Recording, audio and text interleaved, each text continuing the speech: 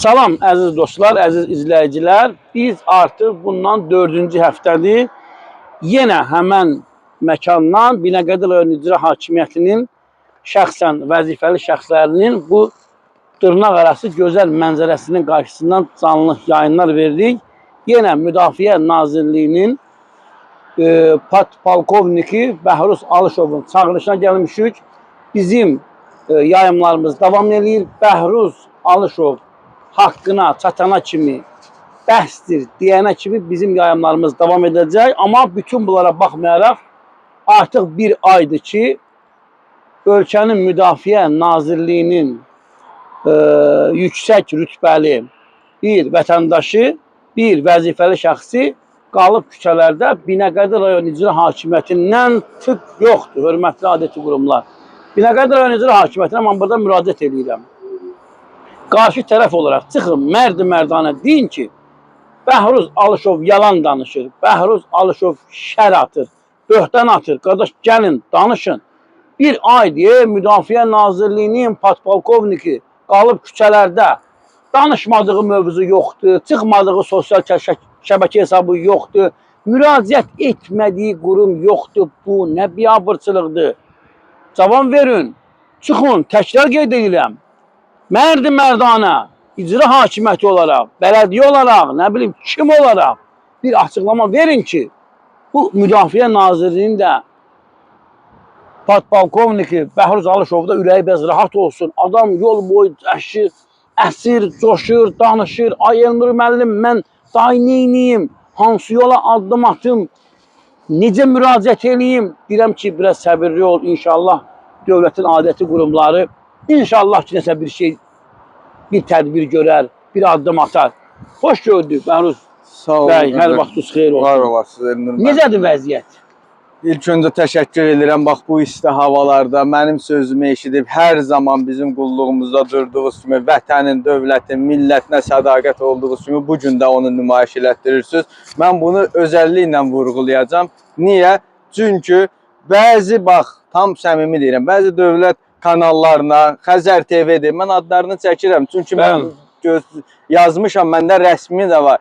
ARB-dir, Xəzərdir, İctimaidir. Mən bunlara rəsmi göndərdim ki, bəs mən dövlətin adamıyam. Mən dövləti, bax, sizlərdən çox istəyirəm. Mən 18 yaşımdan dövlət tərbiyəsi alıram. Mənim 18 yaşım Azərbaycan ordusunda dövlət atributları ilə qeyd eləmişəm. Yəni, mənim üzərimdə olan bu üniformayla siz məndən çox istəyəcəksiniz dövləti. Yox, siz icra hakimiyyətinin marağına çalışırsınızsa, mən buna başqa bir söz deyə bilmirəm. Amma haqqı demək istəyirsinizsə, mənim sözlərimi çağırın, mən efirdə deyim.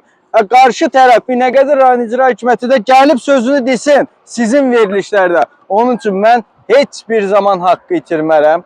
Və mənim qazi yoldaşlarım, ondan sonra Nuranə xanım, Səidə Bəkir qızı, Kanal 15-in rəhbəri, sağ olsun. Ondan sonra Rayət İmam Əliyev, qardaş, mən elə xalqdan istəyirəm də bu dəstəyimi. Dövlət kanalları, niyə mən bunları işıqlandırmaq istəmirəm? Görmürsünüz siz bunu.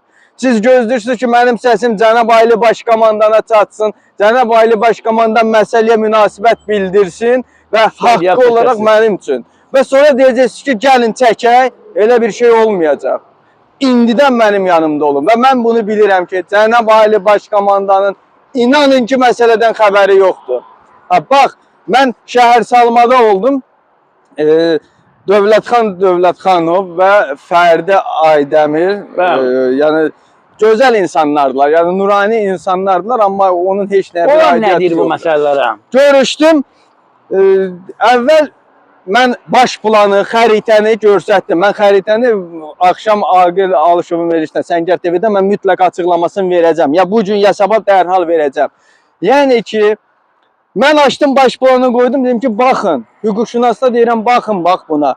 Amma deyin ki, bir səhvdir olub, insan səhv eləyə bilər. Deyir, o molla Quranda çəkir. Siz səhv də eləyə bilərsiniz. Amma məni incitmişsiniz bu vaxta qədər. Sizin səhviz nəticəsində mən çöllərə düşmüşəm bugünkü gün. Niyə mən bütün işimi, gücümü atıram, ancaq haqqın dalıca qaçmalıyam? Dedilər ki, sizə köməklik göstərəcək. Sonra məlum oldu ki, deyir, biz bilmirik, ola bilsin kimsə Şifahi Binəqədi rayon icra hakimiyyətinə göstəriş verib. Ola bilər, əmr şifahi və yazılı olar, mən inanıram, olsun. Bəlkə də deyib ki, kimsə aidiyyatı üzrə rəhbərli deyib ki, dənizkənarı zonaları bağlanacaq, falan olacaq. Amma o mənim üçün deməyib, o məmurlar üçün deyib, elə sizlər üçün deyib ki, dənizi bağlamayın. Mənim üçün ola bilməz. Mənim üçün ola bilməz bunu. Və əgər elə şifahidirsə, yaxşı, mən yenə də razıyam. Niyə? Günbəgün Binəqədi rayon icra hakimiyyəti, mən sizə dedim, sizin qəbulunuzda olanda dedim ki, elə şifahi əmrləri icra edirsinizsə, mən sizdən razı. Niyə mənim böyrümdəki evi tikir, hasarını qaldırdı, siz elə mənə deyirsə o 2 mərtəbə tikəcəkdi, biz onu 1 mərtəbəyə saldıq. Şifahi əmr onlara aid deyilmi? Bax, hara deyirsinizsə, günahkar sizsiniz. Buradan siz o süddən çıxmış ağ qaşıq kimi ola bilmərsiniz. Mümkündür. Lap belə mən səhv eləmişəm. Mən dedim sizə ki, mən hasarımı çəkirdim, hasarı qoymadınız. Sizin ixtiyarınız varmı mülkiyyət toxunulmazlığına siz toxunasınız? Əziyyət çəkmişəm. Baxın, bəzi mənim millətə qurban olun, mənim bəziləri yazır ki, bilmir də, deyir ki, hərbiçidir, hardandır pul? Mən sizə deyirəm ki, hərbiçi 28 il, 2 qardaş bir dədə yığıb belə bir şeylər hazırladı o 2 ilə. Siz də gəlib onu bir günə söktünüz. Və hərbiçi tikməlidir. Bəli, əslində də baxanda baxın. Panelləri belə mən monolit tökə bilmədim. Panel qoymuşam, baxa bilərsiniz. İşlənmiş panellər düzdür. Məsafə məsələsində aydınlıq gətirin, zəhmət olmasa. Mütləq, mütləq. Deməli, məsafə. Görün mənə nə deyir həmin Dövlətxan müəllim. Dövlətxan müəllim deyir ki, rəsmi altından imza ilə. Deyir ki, sizin torpağınızın koordinatları dənizin içindədir. Belə çıxır da söz, dənizin içində. Yəni ki, dənizə düşür, o istirahət zonasına düşür. Ola bilməz, mənim məsafəni addım-addımda ölçsüz 400 metrdən çoxdur dənizlə mənim məsafəm. Cəmaatı aldatmaq lazım deyil. Cəmaatı aldatmayın.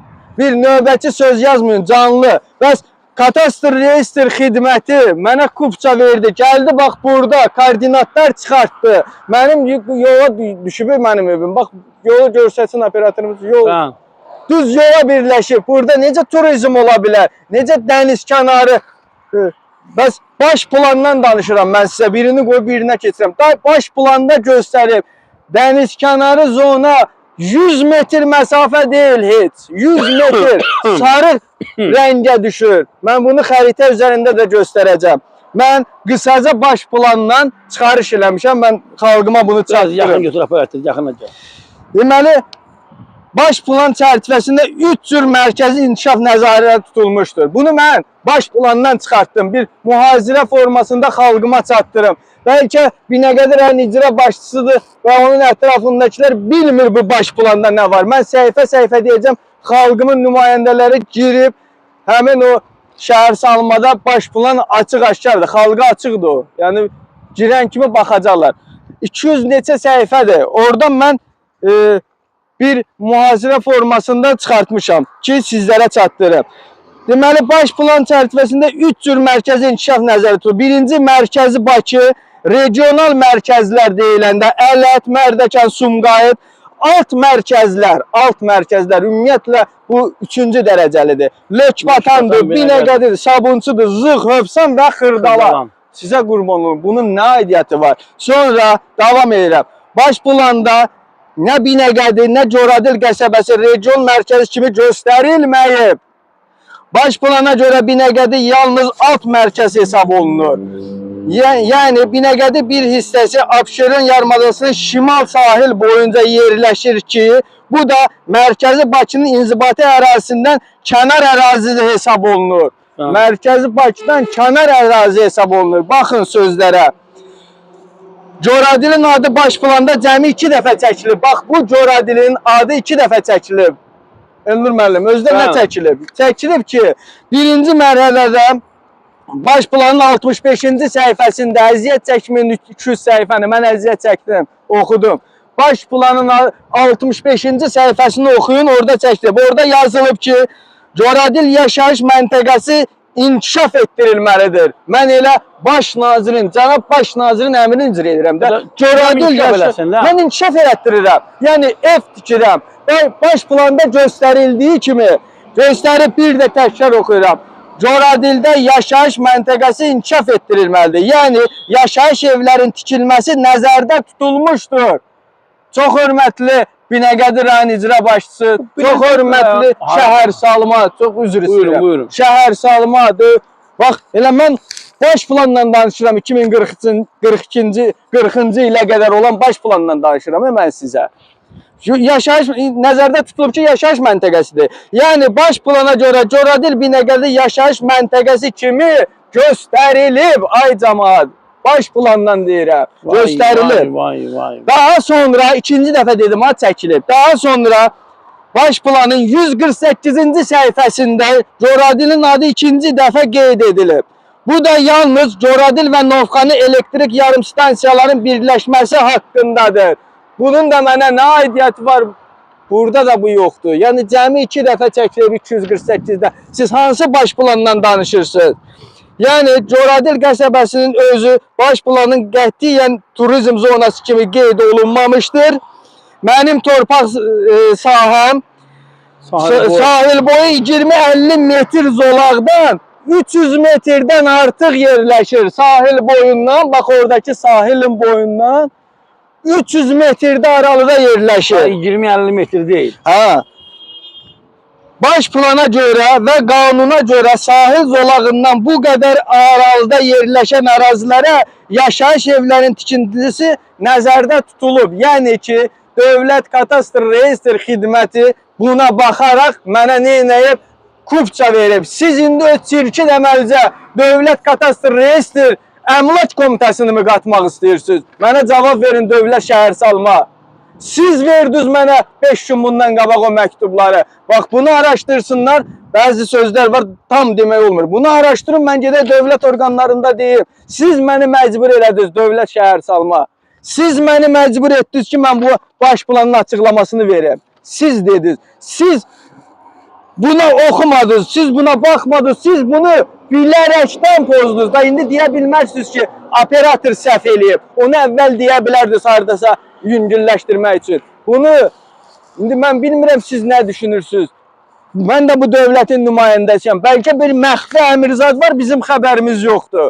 Deyin, biz bilək, sakit duraq. Məxfi əmir varsa deyin. Məxfi əmir olsa belə dedim ki sizə, niyə mənlə bərabər, məndən sonra başlayanlar burada ev tikir, inkişaf elətdirir. Niyə kimsə tapşırılıb ona görə mi? Mənə çatmır bu söhbətlər. Mən utanıram bu sözləri deməyə. Mən qanun bilirəm. Mən 28 ildir qanunlarla böyümüşəm. Mən dövlət tərbiyəsi almışam. Məni dövlətim qanunlara riayət eləməyi öyrədib. Mən başqa bir şey görmürəm. Kommentlər yazılır, oxuyuram. Deyirlər ki, bala sənin cibindən tank çıxacaq. Mənim cibimdən niyə tank çıxmalıdır? Niyə də niyə? Belə bir şey ola bilməz. Deyirlər ki, səni şərləyib tutturacaqlar. Qardaş, ola bilməz. Elə bir şeylər ola bilməz. Biz hüquqi dövlətdə yaşayırıq. Gör, cəmaatın nə qədər qorxudublar ki, bu sözləri yazırlar. Mən elə dediyim kimi, Müdafiə Nazirliyinin ən gözəl işlədiyi qurum elə Müdafiə Nazirliyidir. Mən bunu belə başa düşürəm. Bizdə belə bir şey ola bilməz. Qardaş, indi biz siz deyirik, məcbur oluram mən bunu deməyə. Biz hamımız dövlət üçün çalışan adamlarıq. Dövlət üçün yetişdirilmiş adamlar. Dövlətin güc strukturlarıyıq. Siz bunu da mənə eləyirsiniz. Görürsünüz, kommentlərdə yazırlar ki, zabitə də bunu eləyirsiniz. Mən dövlətin qanunlarıyla işləyən bir adamam. Mən dövlətimin qanunlarını sevənəm. Mən dövlətimi sevirəm. Mən bugünə qədər bütün çıxışlarımı dövlət başçısının çıxışına istinad eləmişəm. Dövlət başçısı özü deyir ki, qanunsuz əməlləri mənə məruzə olunsun. İcra hakimiyyət orqanları deyir, gözəl bir sistemimiz var prezident administrasiyasında. Mən onları məruzə eləyirəm. Mən artıq heç nə eləmirəm, ay dövlət kanalları. Mən Cənab Ali Başkomandanın əmrini icra eləyirəm bir əskər olaraq. Siz niyə işıqlandırmaqdan çəkinirsiniz? Siz Cənab Ali Başkomandanın əmrinə dəstək olsuz, məni gəlib çəkərsiniz, icranı yox. İcranın əməlini yox. Güya ki, sizin bilmirsiniz, rəsmi göndərmişəm adını çəkdiyim kanallara. Rəsmi, həm internet, həm telefon, həm WhatsApp-la. Və çox üzr istəyirəm. Və ən mənim üçün ağrılı yeri bilirsiniz nədir? Bəli. Məhkəmələr, biz məhkəməyə sığınırıq, hakimlərimizə sığınırıq. Hakimlər belə, bax, mən dəfələrlə bunu vurğulayıram. İkisi də inzibati məhkəmənin hakimidir. Nəriman Abiyev çox gözəl, heç kəsə mənə belə qulaq asmadı. Baş planına baxdı, dövlət qurumlarına göndərdi. Və hər kəs öz sözünün gözəlliyini deyəcək də. Siz götürürsünüz şəhərsalma ilə Binəqədinin məktubuna. Mən zaten onları vermişəm də məhkəməyə. Siz niyə çox hörmətli hakim, ikinci dəfə Tural Məlikov, siz niyə görə baş planın 240-cı maddəsi 40-cı ilə qədər baş plan 504 nömrələrinə təsdiqlənmiş bu baş planı oxuyub 65 ilə 143-cü səhifəni oxusaydınız bizə bəs eləyirdi bu. Mən niyə əziyyət çəkməliyəm ki burada? İndi vermişəm apellyasiya məhkəməsinə, indi hakim qərarıdır. Mən müzakirə eləyə bilmirəm, amma mən gördüyümü, oxuduğumu demək mənim vətəndaş borcumdur. İndi vermişəm apellyasiya, yəqin ki apellyasiya bunlara nəzərə alacaq. Mən bunu vəkil vasitəsilə yazıb göndərmişəm ora. Burada mən bir dənə də mən xüsusi nüanslara qeyd edeyim. Bu Binəqədi rayon icra başçısının bu işlərə baxan planlaşdırma şöbəsi baxsın ki, turizm zonası haradır? Baş plana görə Binəqədi Bakı şəhəri şimalında Böyükşor gölünün bərpası planı çərçivəsində yaradıcı istirahət imkanlarından istifadə ediləcək. Yəni ki, Böyükşorun ətrafında olacaq bunlar.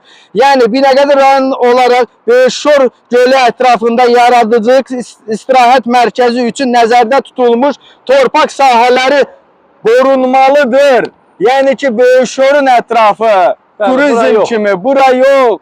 Siz bunu ayırt edin. Hər qurum öz işinə mükəmməl yanaşsa belə olmaz. Mən o qurumların yerinə işlədim bu günləri. Bu gün yox, daha doğrusu bir aydır. Onların yerinə işlədim. Açıb baxdım bir-bir. Görün bu 2040-cı ilin nə demək istəyirlər. Bunları digər qurumlar eləməli idi. Mən yox. Belə, əziz dostlar, yenə bizim yayımlarımız davam edəcək. Biz, təkrar mən qeyd edirəm, indi vaxtımız da təbii ki azdır.